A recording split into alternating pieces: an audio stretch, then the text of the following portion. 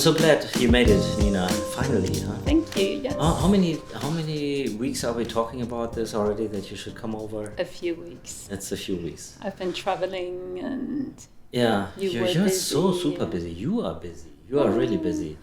You're the busy anesthesiologist. In other countries, they say anesthetist. Yeah. It depends where you are. The English say anesthetist. The Americans say anesthesiologist. And I sometimes have to be careful when my patients are from the US. I have to say I'm an anesthesiologist because otherwise they might think I'm a nurse. Because they talk about nurse anesthetists. Yes. Okay, different good. countries. So it's better to say anesthesiologist. Well, actually, I prefer anesthetist. Because it's easier to speak. Yeah. Easier. And I'm German, so in German it's anesthetist. Yes, in that's English, true. anesthetist. Yes. It's actually a very, very young field. One of the youngest fields of the medicine, yeah? Right. Because I think there were times not so long ago where the surgeons made their anesthesia by themselves. That's true. So the first specialists in anesthesia in Germany only came about in the 1950s. Mm-hmm. I believe it was 1953 in Saarbrücken. Oh, and, so it's a German discipline? No, it's definitely not. Because some people might know the first anesthesia that was ever conducted officially that happened in Boston in the E.N.T Dome. And I happened to go there. I was on a mission and I happened to be in Boston. So my dad said, who's an anesthetist, he said, go and visit the E.N.T Dome. It's a must-see for every anesthetist. And I do encourage people to go there. So if you happen to be in Boston, it's a lovely little museum. And they set it up in a very nice way. Oh, nice. It still has the original setup where they conducted the first surgery under anesthesia, and it was E.N.T at the time. And that was in 1846, so not so long ago. You have really good knowledge about the history of your field. But what is it? What is anesthesia? What do doctors do who have your specialty? Well, it's a good question because some people completely underestimate what we do and they think like, we just give an injection. To tell everybody, this is what we are. And patients go to sleep and then they wake up again and that's it. And are you even a doctor? Oh, really? Yes, of course, anesthetists are doctors. We go to medical school and then we have to follow a specialist training in Germany that takes you at least 5 years. So it's hard work. It's an interesting discipline because you have to know a lot about surgeries as well. About internal medicine, you have to be aware of your patient's health condition. So even before you start the anesthesia, you have to do a lot of investigations, find out if the patient is really fit to have the anesthesia, what medication he's on that could probably interfere with your anesthesia. So a lot of things have to be taken into consideration before you start your anesthesia. And then we don't only do anesthesia as anesthetists, especially in Germany, we work in intensive care. Most of us work as emergency specialists. Can I interrupt you? Sure. So anesthesia means no feeling, yeah? Without feeling. Yeah? That's so correct. Basically what you do for the patient is you take away the pain. Yes, and I think that's a brilliant thing to do. Everything that happens during anesthesia is absolutely, totally pain-free.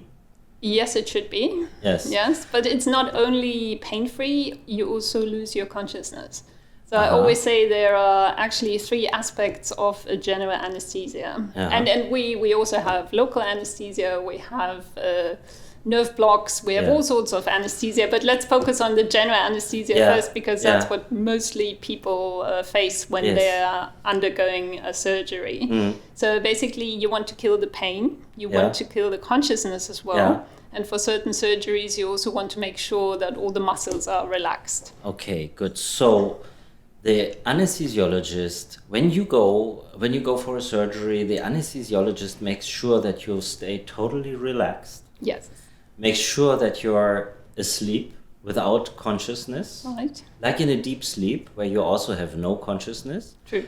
And at the same time, you feel no pain, so you will not wake up if there will be any pain. Exactly, yeah? because the body still reacts. So let's say you kill the consciousness, which you can do. We call it a sedation. Yeah. So some cases don't require general anesthesia because they're not really painful, like a gastroscopy. Yes. It's not really nice to have, but it's not painful. Yes. So you don't want to feel it. Yeah. You just want to go to sleep, but you don't really need a strong painkiller for it. Yes. So in this case, you just give a medication to send the patient off to sleep. But no need to give any narcotics, which would kill the pain. But I know in my field, I'm E.N.T surgeon, so obviously we know each other for many years, so you know that. Yeah, together, the dream team. Yes, exactly, Nina. But in my field, obviously we are also. It also depends a little bit on the location. So my field is a little bit a higher location, and any surgery that is done is basically a compromising of the body. So we make a hole in some surface, right? Or we cut in some surface, and then not only bacteria or something can come in, but also blood can come out. Yeah, and that can flow somewhere, and you need to protect. You need to protect the body that this blood does not go in the wrong direction. That's so true, for because example, especially in E.N.T, we both work in the same area, which makes it more complicated to conduct the general anesthesia. So what do? You use something that is called a cuff, I think, So basically people need to understand that one of the side effects of narcotics is that the breathing arrests. That's why junkies die when they overdose. Whenever I start to administer my strong painkillers and narcotics, the breathing arrests, and I have to take over the breathing. So there are different ways to do so. The easiest way is with a face mask. So you just put a face mask on the patient, and you've got a bag which is usually attached to the anesthesia machine and delivers some oxygen or some anesthetic gases if you want to. And then you ventilate the patient, but you want a safe and secure airway. So there are different options here too. You can either work with a so-called laryngeal mask. That's a soft mask that just sits inside your pharynx. And in this case, there could be some blood. This is too much. Too much information. Fine. Take a sip of water. Actually, I did one podcast with this guy who doesn't drink any water from plastic bottles, but I will. I don't mind. I don't think it's going to kill us. Still drink it now. In the long run, yes, but in the short run, not. Anyway, cheers. Cheers again. So, what I wanted to say is, so my surgeries, they lead to bleeding, and then obviously the patient does not feel that the blood is running down their throat. That's true, because all the reflexes are suppressed. Yes, during the general anesthesia. And if you would be still breathing, which is possible in a sedation, for example, also, if you would be still breathing, the blood would just run into the lung. Absolutely, and this we call an aspiration, and we really want to avoid we don't this want from to have happening. This. And that's why we say to the patient, do you really want to have this risk? It's much better if the anesthesiologist controls your airways. The airways is basically the windpipe, keeps that under control, and on your behalf makes sure that nothing goes inside, because you don't have control. And the same accounts for other body functions which you take control of. You have this big machine that gives you like a cockpit, gives you all the information about the body functions, and then you take control.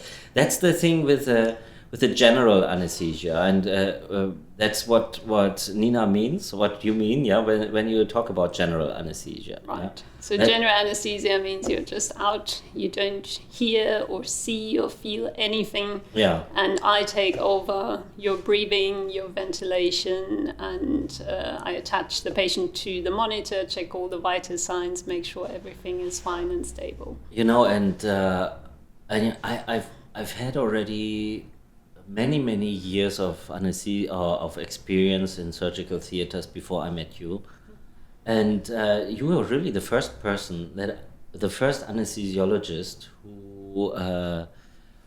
who understood that the patient, that as a patient you feel a little bit anxious when you go on this journey. Yes. Yeah. And I admired this from the first time that you were just talking to the patient, and then in the last moment, I mean, like, everybody's talking nice to the patient and so on, and no worries and so on. But what you said is just remarkable. You said, no worries, I'm with you the entire time and I will watch over you throughout the surgery. Yeah? That gives a good comfort, because you lose your consciousness, and you're afraid that maybe something happens. Absolutely. And I think that's the biggest fear of having an anesthesia. And there are some patients that really freak out over it. Yes. And can't think about the idea of losing control and not knowing what's happening. Yes. So I think it gives them some comfort to know that somebody is there with them all the time. Yes. And I'm always with my patient. There are these weird stories, and I think they even made a movie out of it, where people wake up in the middle of the anesthesia. Yeah. These things in theory can happen, but it shouldn't happen. And if you are with your patient and you keep an eye on your patient and you watch the monitor carefully, you take the blood pressure every 5 minutes, you watch the heart rate, the body talks to you. If there's anything wrong, the heart rate will go up, the blood pressure will go up. The body's still reacting, although it's under general anesthesia. So if you are there with your patient and you keep a good eye on him, you will see that there is something wrong and you might have to administer more medication. So I would say if you're in the hands of a good anesthetist, it's almost impossible that you wake up during the anesthesia. Yeah. And this is also, I mean, I observed this mainly in Germany, but recently I observed it also in this country, that due to, let's say, shortage of staff or so, sometimes the anesthesiologist does not attend the entire surgery, has to go out quickly or look after another patient quickly or so, and then you need to have a good technician there, yeah. I mean, it's anesthetists are only human. We do need to go to the bathroom sometimes. So it's completely okay to step out for 5 minutes. And if you have a capable technician, he will look over your patient on your behalf. And it's okay to leave the room for 5 minutes. But I would always make sure to be back as quickly as possible, because things can always go wrong. And in anesthesia, they can sometimes go wrong just very unexpectedly and very quickly. And then you have to be there. Also not only through the anesthesia, also through the surgery. Yeah? Absolutely. You also have to keep an eye on your surgeon. Yes. And that's why you also have to know some basics about the surgical field, the colleague that you work with. You have to know what the next step of the surgery is going to be, and where risks might come up, where more bleeding might occur. So, you have to keep an eye on what's happening. Yeah, so basically, actually, in summary, we can say the anesthesiologist or anesthetist is your guardian throughout the surgery. He's on behalf of you, watching that all the functions work well, despite the fact that you are totally in a deep sleep, and such a sleep that you will not even notice anything. You will not even remember under hypnosis or anything. It's the deepest way of unconsciousness. Consciousness is completely gone. Yes. Is completely gone. So you will not hear music or anything, or remember any talking of the operation theater or anything. Yeah. Well, there have been some studies that were conducted where books were or stories were being read to patients while they were under anesthesia. Really? And it was about Robinson Crusoe. And they mentioned the name Friday. And then when the patients woke up after anesthesia, they asked them a question and they wanted to see what they would come up with. And people who heard the story of Robinson Crusoe, it's Crusoe in English, right? Yeah, I think so. While they were sleeping, they always, when they heard something about Friday, they would think about the person Friday, whereas other people would say something related to the weekend. Yeah. So maybe there is something getting through to us. We are not completely sure. And until today, it's actually a mystery how exactly the anesthetic drugs work.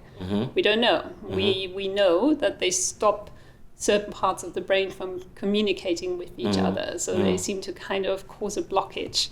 But we don't know exactly how that works. In other cases, like if you look at the local anesthetic, we know exactly which receptors are being triggered and how it all works. And when it comes to anesthesia drugs, there's still a lot of uncertainty. Really, it does work. We don't know exactly how. Yeah. Anyhow, so you're taking care of me when I'm under full anesthesia. In fact, actually, she did already once when I had an eye surgery. Yes, I did. And for both eyes, actually. Yeah. True, did it twice. Yes, and we used to work many years together, and now. You're what are you actually doing? You're going from you're a freelancer. Yes. So how do people have to understand what a freelancer anesthetist does? What is the difference between you and the anesthetist that is working permanently in the hospital? Well, my idea was always to work in ambulatory surgery, and I find it more interesting than working in a hospital. So I always focused on smaller clinics that don't need an anesthetist every day. So I would just come in whenever they need me, and with some clinics we have certain days that we agreed on, and other clinics they just call me and see if I'm available. So it's all one-day surgery. That means the patient comes in, has the surgery and goes home the same day, usually 1 or 2 hours after the procedure. But that did not really fill your schedule completely. Yeah. So you're also doing another that's actually the reason why I really wanted to speak with you, because it's so interesting. There's this, how is it called actually? You know what I want to refer to. It's like a flight ambulance. I'm a flight doctor. Yes, I think exactly. The title is flight doctor. Flight doctor. Yes. What is a flight doctor? What does a flight doctor do? Well, I work for a German-based flight ambulance company, and they also have an office here in Dubai. And the idea is to escort patients safely back home in case that they need a medical doctor to look after them. So it might be that they would go somewhere for medical treatment, or it might be that they had an accident somewhere on a holiday, for example, and they need repatriation, so they need to go home. Sounds really relaxed, actually. Yeah, it's not that you have these patients who are under ventilation or so? Well, that happens. Some of the patients are ventilated. Yeah. So that means they are out of they have no consciousness. Yes, so they are basically kind of under general anesthesia, but in that case we call it sedation.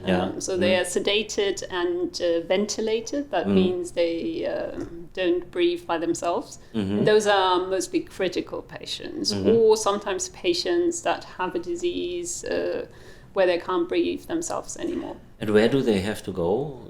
To which they parts go of the world? all over the world, actually. Yeah. So you've been all over the world with patients. Yes, well, that's a good accompanying thing people. About the job. That's you amazing. Get around. Cool. And that is with a normal aircraft, or? Well, I do both. I do commercial escort missions. So in this case, I just accompany patients that travel on a commercial flight. But the airlines are sometimes reluctant to take the passenger on board if there's a medical issue, because for them the worst thing that could happen was if they had to divert somewhere. That's very expensive and very inconvenient for everybody on board.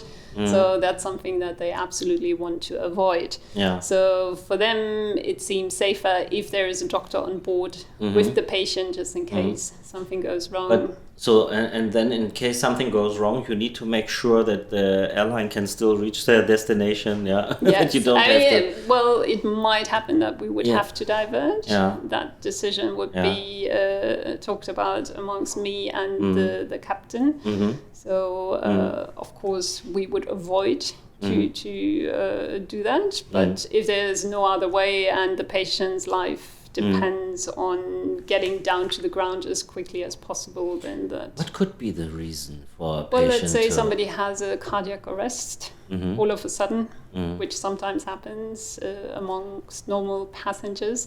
They just have a cardiac event and just drop unconscious, and you have to start to resuscitate them. And if you can't stabilize them, then that could be an issue. Also, when you're up in the air, the pressure is different. The pressure is lower, although in a big commercial airliner, of course, they regulate the pressure. But it can still have an impact on patients. So if you have a severe asthma or you have a lung disease, being on a flight might be dangerous for you. And then if something else happens, like you happen to have a cardiac arrest or some other issues, then the breathing might be difficult. And in that case, it's safer to bring the patient to the ground. And also there you've got all the options to care for the patient. You can transfer the patient to a hospital where there's an ICU unit. I do have all the emergency equipment with me, but I'm still limited in what I can do up there in the air. There is anyway a risk to fly for some people. I mean, I know in my field that children actually should not really fly unless they can equalize the pressure of their ears. True. But how is it with sick people? Where's the risk for them? Well, the thing is, there is an issue with the air pressure. It's Dalton, a physicist, explained some law of physics where when the pressure drops, fluids or gases expand. Okay. Yeah. So wherever you have gases in your body that can't really escape, that could be an issue. So you might have a tooth issue. Let's say you have something under your tooth, a cavity, and that can cause severe pain. Ears can cause severe pain. Everybody who had a cold before and went on a flight. Sinuses also. Sinus issues. Often patients report to me during the flight they get the pain in the face. Absolutely. But if somebody but has that's only one problems, thing. The pressure. What else could be the reason? Well, the thing is also because of the pressure, the oxygen saturation in our body can drop. So basically, any healthy patient, when the plane takes off, the oxygen saturation drops just because of the pressure. So the body cannot take in that much oxygen as usually. So if you are already, if you have a compromised oxygen take in because you have a chronic lung disease, that could be an issue. Then you have to level the oxygen supply a little bit higher for those so some patients do need oxygen, especially for the takeoff. Yes. And then deep vein thrombosis. I think most people do know that can be a risk. You need to have these stockings, for would be a good idea to take stockings. Some patients even have to use blood thinners if they are really at high risk. It's always a good idea to really be hydrated, drink even before the flight, and then try to drink as much as possible during the flight as well. But the patients, those patients who are not conscious, they would be usually in a lying position, on a stretcher or I don't know, on a bed. So with the commercial flights, if the patient is fit enough to sit, it's often in a business class seat. And if the patient can't sit, it's on a stretcher, and then they kind of flatten some of the seats in economy and put in a stretcher. Ah, really? And in the other flights with the company I work for, they have their own aircraft. They have some Learjets and Challengers, which are a little bit bigger. So there, it's really like a flying ICU unit. We've got everything on board. We've got a ventilator. We've got a monitor. We've got a big equipment set. With everything we might possibly need. We've got oxygen supplies, so we can even fly really critical patients. Okay. And basically, with these planes, you can also go to any destination. Yeah. So Yes, you can. yeah. With the Learjet, you're a bit limited. You have Yeah. to do fuel stops Yeah. like every 4 hours. The Challenger can fly for a longer distance, but basically the company operates all over the world. Amazing, amazing. So, so if you're of course, if you're so sick that you're on the stretcher, probably you won't be the person who books the flight. Yeah. No, this is very difficult to organize the whole thing. And I'm not really involved in this. There's a whole team that organizes. We need the clearance from the airline. So the airline has to give approval, and it's a long step. I think this is the part when you have a health insurance and it covers repatriation. Absolutely. Is this correct? Yes, that's true. Yeah. So often the health insurances do cover the repatriation. So let's say you go on a holiday, you have an accident, or you fall sick and you want to go back home, they would cover it. So then in this case, the insurance company would get in touch with different flight ambulances, and then they basically pitch for the mission. So they offer a certain price, and then they negotiate with the insurance companies. It's complicated. It's complicated. All right. But you, as a patient, you would not be involved in this process. Yeah, you just need to make sure that it happens. And maybe, for example, we as ground doctors on the ground, we may be involved in that, because we need to obviously testify that the patient cannot be treated here, maybe? Yes, absolutely. Yeah. But here in Dubai, it's I think it's only the government hospitals that really make these decisions. So there are special certified doctors who basically decide what's best for the patient and where they should go to get a proper treatment. Yeah, because actually most of the treatments are available here. Most of the treatments. Now they even do liver transplants in Abu Dhabi. So Dubai is really, there's an evolution happening here in the healthcare. Absolutely. I mean, I'm since 20 years here. You are also 15 years here? Or? 14 years. 14 years, yeah. Coming up to 15. To be honest, I mean, we've been here long. We've seen the changes, Yes. Yeah. And it's getting a real medical hub here also. It's becoming a medical hub, yeah. Yes, it because is. we now have also many patients from Africa coming to us. So more and more, actually. I mean, the thing is with Dubai, it's still not such a big country. So there are still certain surgeries that can't be done here, like bigger heart surgeries. For example, I did fly a little baby to the US before, and one to Barcelona as well for special heart surgeries that couldn't be done here. Yeah. So there are still some limitations, but like you said, I think things really improved. Yeah, with babies, I could imagine this. I also heard about, I mean, they do also now great surgeries in Latifa Hospital here. Yeah. Is it Latifa? No, Jalila. Al Jalila, Jalila. That's Jalila, the pediatric government hospital. Yes, and I mean, I'm amazed what scope of surgeries they do there, but still, I could imagine that parents also would like to have a choice to have their children operated somewhere else or so. Well, especially if you're an expert here, and Dubai is not really your home country. I think you might feel more confident. Like I know a lot of Germans, for example, like to go to Germany for treatment, also because of the language barrier. Because in Germany we use a lot of German words.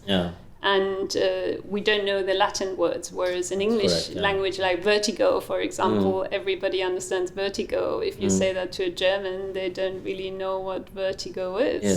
Yes, they think of a Hitchcock movie.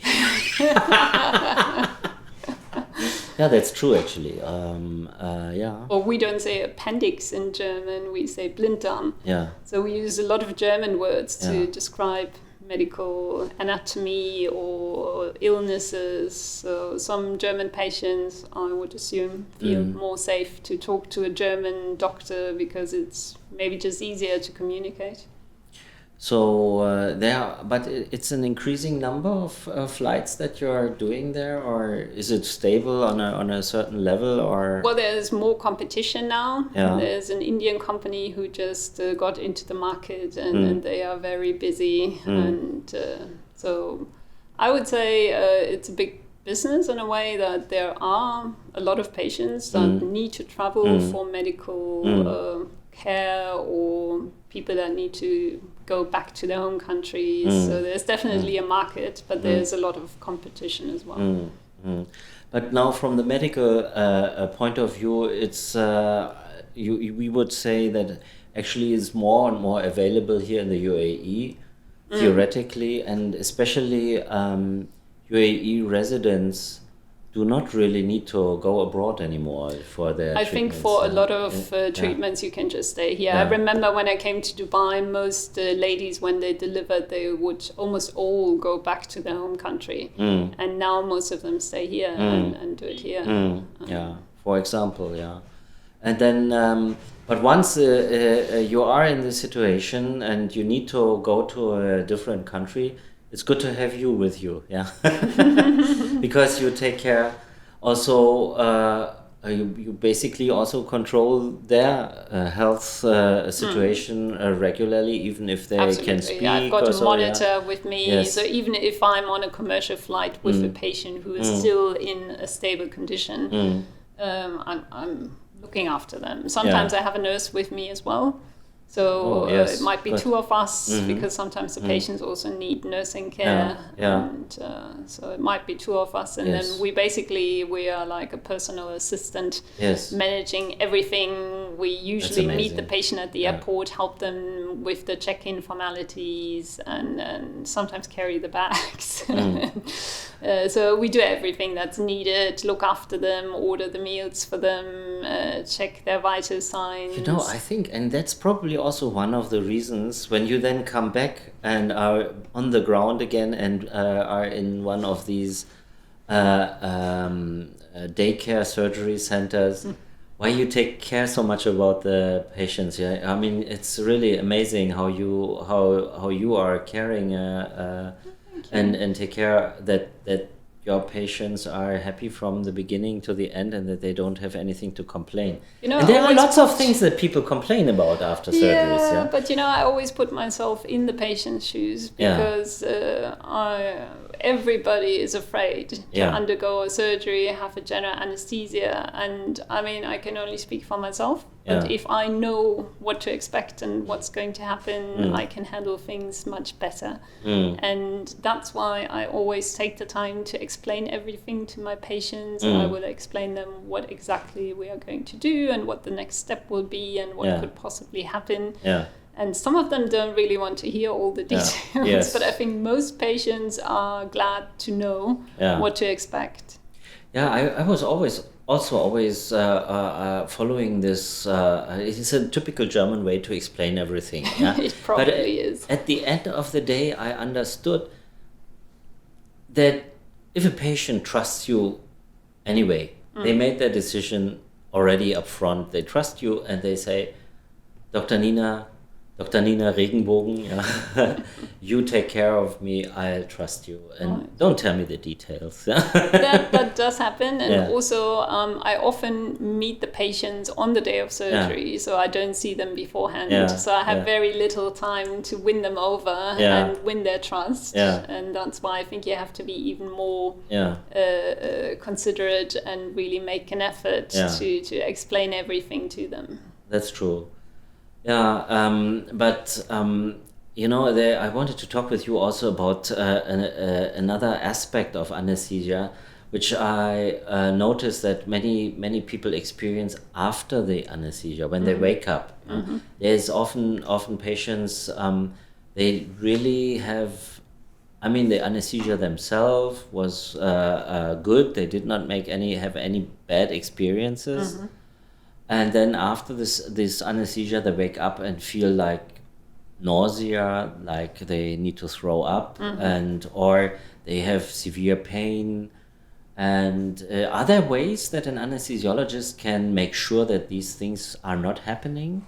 Yes, absolutely. I mean, the thing is, some things are just preconditioned. So very rarely you see patients that just feel nauseated when they wake up, and they said it's running in the family and it always happens. So there can be some very tough cases, but we don't really see it much, and there are medications to treat that. So basically it very much depends on which drugs you choose for your anesthesia. Like me, for example, I'm a big fan of TIVAs. TIVA means total intravenous anesthesia. So I'm avoiding gases. The worst gas you could possibly use is nitrous oxide. Really? And we don't really use it anymore in Germany. Here in Dubai, some people still use it. Yeah, I had somebody coming. He wanted me to do our small procedures with this nitrous oxide. No, I didn't. Because I didn't the thing anyway. is, it causes a lot of headache and nausea. That's a typical side effect.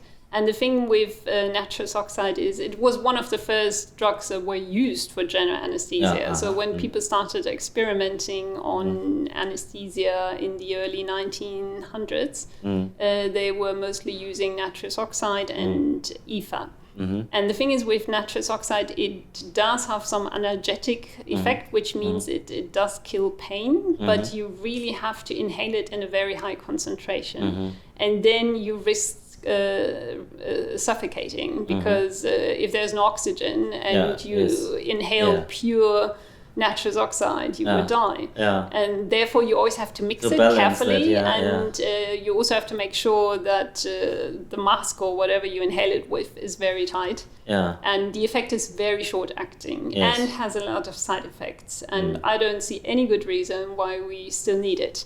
Some dentists experiment with I it. heard that. And it's a bit of a placebo effect as well. It causes a bit of drowsiness, dizziness. It's a very old-fashioned medication with lots of side effects, very bad for the environment as well. So baseline is the choice of medicine is the key. Makes a big difference. And I always think less is more. So I only give the medication that's necessary. So but then less can also be risky that the patient wakes up. Of course, it has to be balanced. That's why I mentioned earlier, you always have to be with your patient. Experience also plays into it. You kind of get a feeling which patient needs maybe a bit more or a bit less. Basically. But you can also control actually how deep the patient is asleep. Yes. Because there is a new tool I've discovered. I've seen this now a few years. BIS. I'm not a big believer in it. Sometimes it's used in neuroscientific surgeries where it's important to know how deep the patient is under. But there are different companies who sell those devices and they never really let you know how they come to their calculations, because basically it's like an EEG. It measures the activity of the brain, so the brain waves, and then it calculates these findings and converts it into numbers, but they don't tell you how. So, and it's interesting to see if you use two different devices from two different companies, they don't necessarily give you the same reading. So, and when you have the right number, you say you're basically in the right exactly. level so you of can sleep. Basically get an idea like the patient is maybe too deep or he's too light. But then even before we had this BIS systems, we had other ways to keep an eye on the patient, like the heart rate, the blood pressure. So all this gives you a good idea too. And then also if there's any reaction of the patient, if you don't give a muscle relaxant, patients might move a little bit during the procedure. This could give you a good idea that maybe you have to administer a bit more. How about the blood pressure? The blood pressure usually drops during general anesthesia, but it does the same thing while you're sleeping. Because I usually ask for a low blood pressure, and I found out when I ask for low blood pressure, even coming to the end of the surgery, that then it takes a longer time until the patient wakes up from the anesthesia. That can be the case, because naturally, if you want to lower blood pressure, you deepen the anesthesia a bit. But the brilliance about the new medication is that they are so short-acting. So my favorite narcotic is remifentanil. It's an ultra-short-acting narcotic. And it has a half-life span of like 3 minutes. So I can easily give a higher dose if you want me to, because you need to lower blood pressure. And then if I want the patient to wake up, I just switch it off. And 3 minutes later, no matter how much I gave before, the patient will wake up. Yeah. And it's the same with my sleeping medication, Propofol. It has a lifespan of like 5 to 10 minutes. So I don't want you to open all your secrets. Yeah, Dr. Nina Regenbogen, Rainbow. Yeah, will make sure that you will not have any undesired side effects of your anesthesia, especially after the anesthesia. But then you also need to look after the pain when they wake up. That's true. You need to give a good... Again, it has to be a good teamwork, because often the surgeons can give a local anesthesia, which can help a lot. Yes. If you just anesthetize the field where you've been working and give a local anesthetic, that's actually the best way. Yes. Just my last video podcast was about giving a local anesthetic to the sphenopalatine ganglion for migraine. All right. And also I do that. I usually mix local anesthetic in the packings that I put in the nose. No, that's excellent. But on the other side, it could possibly block the urge to breathe. So that's but in the beginning it is definitely good. And then, also in general surgery, if you just have like a wound somewhere where you did your surgery, and if you just infiltrate it with local anesthetic, that makes a huge difference. Yes. But definitely you have to also give the patient something for after the surgery, because like I mentioned before, I'm using ultra short acting drugs. So once they go away, then the patient might be in pain. Yeah. But there are other drugs you can give that keep the patients happy for a long time. So in daycare, we usually have the patients for 4 to 6 hours in the observation. Yeah. But some of them even go home after 1 hour. It really depends how they feel. Yes. But a lot of them, and that even surprises me sometimes, they wake up like nothing ever happened. Yes. The medication is so short acting these days. It's brilliant. They wake up, they're completely clear, they talk to you, and they often move themselves from the operating table to the bed, and they are just wide awake. So in which, since you've discussed already the drugs, which clinics, where are you the anesthesiologist of choice? I work for a different, I have different clinics here in Healthcare City. We are at the moment here in Healthcare City. Yeah. So I mostly work for Moorfields Eye Hospital. I've been working for them for more than 9 years now. So people from Moorfields Eye Hospital, they will know you, yeah? They should know me, yes. And then I have a vein care center I work for. We do mostly sedations for varicose veins. And I think it's really nice for the patients to just be asleep, don't feel what's happening. It's not a super painful procedure, but it takes some time, and it's just much more convenient. So mainly in Healthcare City? Mainly in Healthcare City. I have a plastic surgery center I work for in Jumeirah as well. I do my flight ambulance training things. And so you're very busy. Yeah. And it's also interesting to do something different every day. Yes. I'm just not the type to just go to work every day in the same place and see the same faces. Yes, that's true. Kind of boring. Yeah. Many hospitals tried to hire you and they couldn't because you wouldn't want to lose your freedom. Yeah, I was offered so many full-time positions and I would always decline. Yes. Because it's I like my freedom. I mean, freedom is always like relative anyway. You're never completely free, but at least you've got the feeling of some freedom. Yes. And I also like to be in different places all the time, and I like to just do my work efficiently and go home. You know, I really hate the idea of being in a clinic from 8 to 4 and maybe there's no work. And you like to travel. And I love to travel, yes. Which is now a combination of both of these things. That's why I like my job with the ambulance so much, because I can travel around the world and see places that I usually wouldn't visit. So thank you, Nina. Thanks that you found the time to come to my studio here in Healthcare City in our clinic. Yeah, and this is Nina Regenbogen, Rainbow. The best anesthesiologist I know. Thank you so much. Thank you for coming. It was very nice talking Thanks to for you. having me.